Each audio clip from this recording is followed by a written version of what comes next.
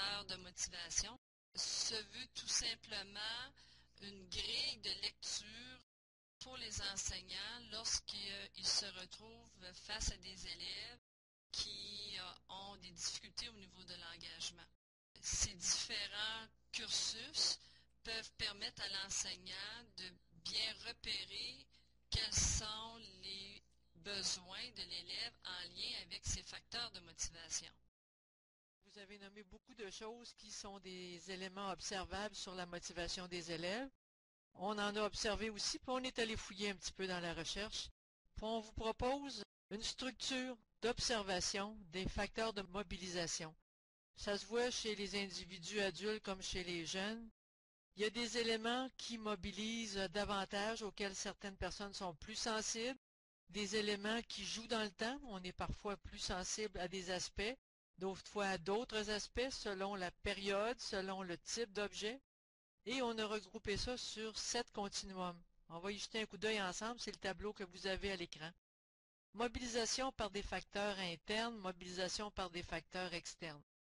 Il y a des théories qui parlent de ça, mais je pense que vous l'avez observé aussi en classe, à l'école. Un des facteurs externes les plus importants, ce sont les notes. Le résultat scolaire, la performance, puis il arrive même que ça joue en sens inverse. Il y a des élèves qui veulent pas avoir des trop bonnes notes pour pas avoir l'air trop tronche, mais en général, les notes est un bon facteur externe de motivation. La reconnaissance par les pairs, la reconnaissance par nos parents, la reconnaissance par les adultes, la valorisation par les autres. Ce sont des facteurs externes qui influencent beaucoup ce qui nous mobilise, qu'est-ce qui nous amène à agir. Il y a des facteurs internes aussi. Ces facteurs-là, ça peut être des sujets qui nous tiennent à cœur à cause de notre passé, à cause de notre historique, à cause de valeurs qu'on privilégie. Donc, ça joue dans le moteur qui nous met en action, qu'on appelle la mobilisation. On va y revenir tout à l'heure en allant voir dans nos petits amis à quel endroit se situe chacun des cas qu'on vous a proposés comme réchauffement pour l'activité préalable. Une autre variable sur laquelle on se situe plus à droite ou plus à gauche, c'est la diversité des centres d'intérêt. Il y a des individus qui s'intéressent à beaucoup de choses, puis il y a d'autres personnes qui s'intéressent à des choses très spécifiques. C'est pas un positif, l'autre négatif, c'est des réalités différentes tout simplement. Diversité de centres d'intérêt, ça couvre pas tout le lien avec les intérêts parce qu'il y a aussi l'intensité de l'intérêt pour un sujet donné. Il y a des individus qui s'intéressent à beaucoup de sujets et qui le font avec grande passion. Michel Aubé est un de ces spécimens. Permettez que je le taquine. Il y a aussi la superficialité de l'intérêt. On peut s'intéresser à beaucoup de choses, mais de façon superficielle, ou encore s'intéresser à peu de choses, puis sans trop d'y mettre du cœur, ce qui n'est pas nécessairement très avantageux pour la poursuite d'un projet. Croyance dans l'autodétermination versus le fatalisme devant les facteurs externes.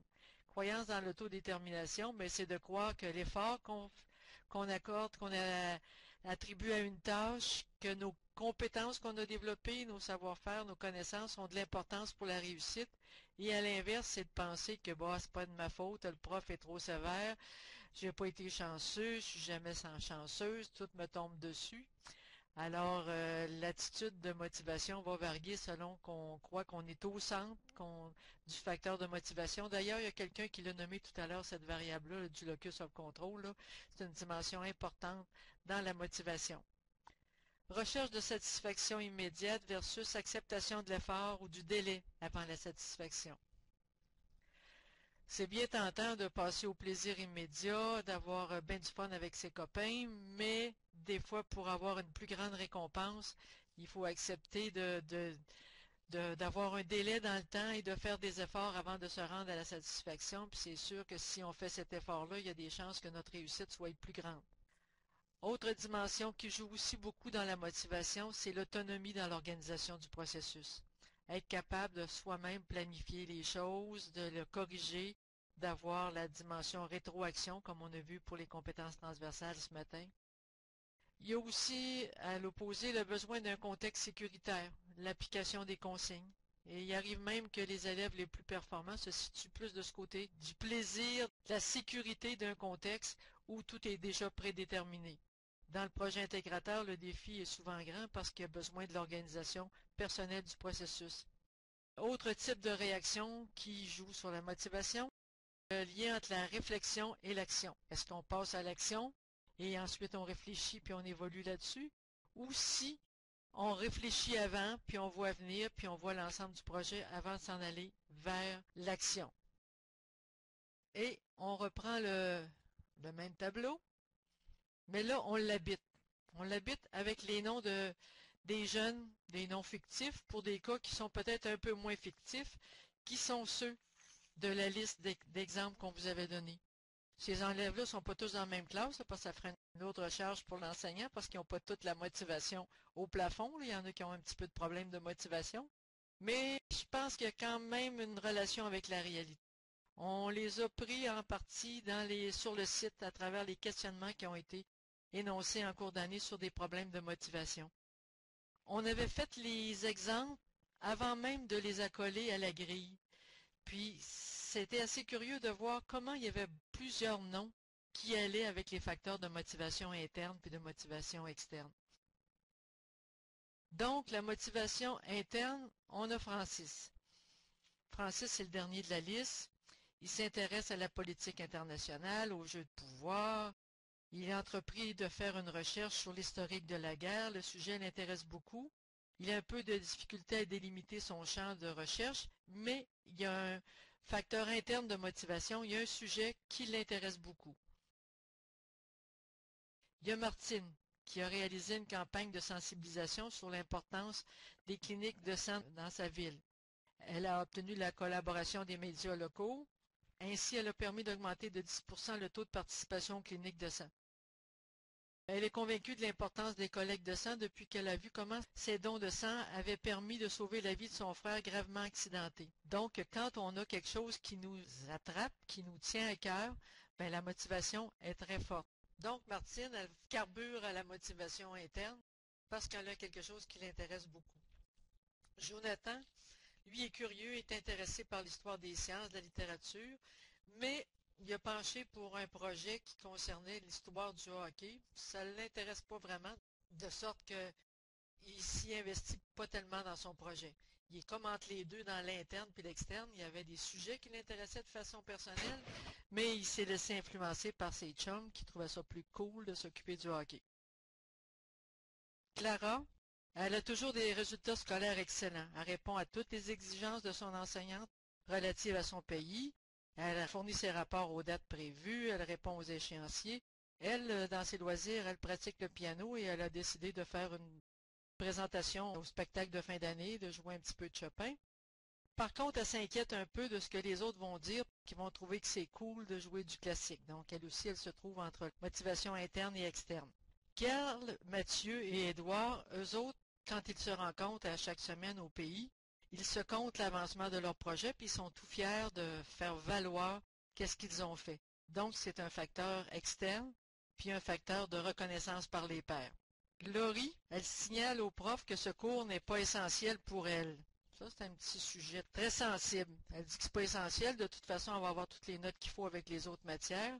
Son désintérêt est particulièrement décevant parce que Laurie, c'est une fille qui s'engage dans toutes sortes de projets extrascolaires, qui se passionne pour un paquet de choses et elle voit dans le projet intégrateur seulement la dimension motivation extrinsèque par les notes, alors qu'elle serait tellement sensible à des facteurs internes de motivation. Je pense que c'est pas par hasard que nos exemples de cas, plusieurs qui se sont ramassés sur la première ligne, par cette dimension-là, interne et externe, c'est une dimension qui est fort importante. Les centres d'intérêt, Sébastien, lui, n'arrivait pas à choisir un projet parce que justement, il y a trop grands champs d'intérêt. Il s'intéresse à un paquet de choses. Il a fini par se laisser influencer par ses copains et il va s'intéresser de l'eau. Alors, il s'en va vers une spécification du centre d'intérêt. Jérémy, ça, c'est un cas plus difficile. Il trouve plates les matières scolaires. Rien ne semble l'intéresser. Il ne voit pas quel sujet il pourrait prendre pour faire un pays.